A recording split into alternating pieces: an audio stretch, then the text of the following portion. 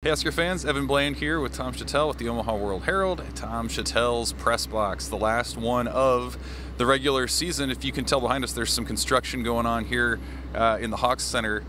Nebraska football still under construction for Game 12 here, getting ready to go to Iowa. And Tom, I kind of thought the theme today was like as fun, as cathartic, as much of a breakthrough as Saturday was. There was very little time for them to sort of enjoy that. Now it was back here on Monday. They're treating it like a Tuesday for a condensed week for Iowa. Is this kind of what this program needs? It's like, okay, there was a big breakthrough moment, but things aren't done yet. They have the Heroes Trophy to try to win on Friday. What does this game mean? That's a great question this week. Are people, is it, okay, they had a celebration, they made the bowl, accomplished their goal for this year. Is it time to exhale and kind of take a deep breath, or is it intense for Iowa? I don't know. I mean, we're not allowed to go into practice, but I've been guessing it's still intense. This game means a lot, but if you ask a Nebraska fan, that'd be a good question. Yeah, and they've been sick. Nebraska said, last week they were fighting through a flu, strep throat. Guys are kind of working through that. I thought one of the other themes, Tom, today was personnel, and we've seen that in the last couple weeks with Dana Holgorsen in there. It seems like he's kind of found some guys that he likes, maybe a little differently than what the previous coaching staff or previous offensive coaches had. Tight end would be one of those obvious spots. We've seen Nate Borkacher, Luke Lindenmeyer get a little bit more action. Yeah. Not as much from Thomas Fidone. What did you make of kind of this late season shift to more of a committee approach? Yeah, that's just Dana Holgorsen figuring out what he's got, and he's going to play the guys he likes, and it's kind of refreshing in a way. But yeah, I've got a lot of people ask me, "Where's Fidone? Where's Fidone?" Well, good question, but he's going to play the guys that he thinks are going to help him right now. So. But that's why Emma Johnson's doing so well running back. And people say, well, where was he all year? Well, Dana Holgorsen wasn't here all year. So, it's the offense has been tweaked. They're trying to get more guys in space. They're trying to get more people running, catching and running and things. And Emma Johnson, boy, he sure finds a way to get in space. He might be in the, going through the line, but he's creating space as he goes through the line. So, but yeah, that's all part of the Holgorsen, I guess the Holgorsen effect. Mm-hmm. Well, and the other major news that came out of the press conference today, Malachi Coleman, heading into the transfer portal, he informed Nebraska and then put out something on social media announcing as such. Lincoln East kid, he was a former 4-star, highly recruited, had a role in the offense last year as sort of a big play threat, just appeared in the one game this year as Nebraska kind of replenished its receiver group through the portal.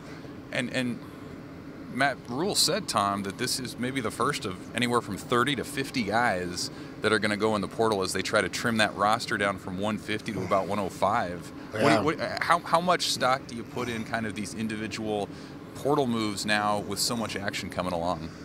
Yeah, well, we had heard about Coleman last week, and that was always assumed that was going to happen. It's a good question. Why? What went wrong there? He obviously had a injury going into the season, and was going to redshirt. Maybe he didn't want to redshirt. Have to wonder if Holgorsen had been here back in September, would things be different? Right. As you remember last year, to me, the highlight of the offense last year was Harburg to Coleman, that sort of deep post route. And it ended up in the end zone for a touchdown. Just a great play. I don't know. I don't know because we don't obviously get to watch practice or get to talk to the receivers coaches. But anyway, who knows? But yeah, the transfer thing, I think they've got to go out and get more transfers to come in. So does that mean more guys have to leave? I don't know. It would, yeah. they've got to upgrade the talent on this team. It's not there yet. And if they're going to take another step next year, they've got to get better players. Hey, one more for you. Nebraska's at 6 wins. Really, what's at play here is potential bowl jockeying. Yeah. Maybe as high as the Rely Quest in Tampa. Possibly a return to the Music City. Where's the preferred destination for you, Tom? Yeah, I love this part of the deal. I always used to be into the whole bowl picture back when the bowls were bigger. Now they're the playoffs, or now we're trying to figure all that stuff out. I still love the bowls. Always will. I think Iowa, the winner of this game is going to go to Tampa, from what I understand. So, seems that way. Well, not the Outback. There are more Outback steaks in the press box. They'll be handing out Rely Quests, whatever that is. I like the Music City, obviously, because Nashville, but also it gives us an SEC opponent, which is always a great matchup. LSU, Ole Miss, the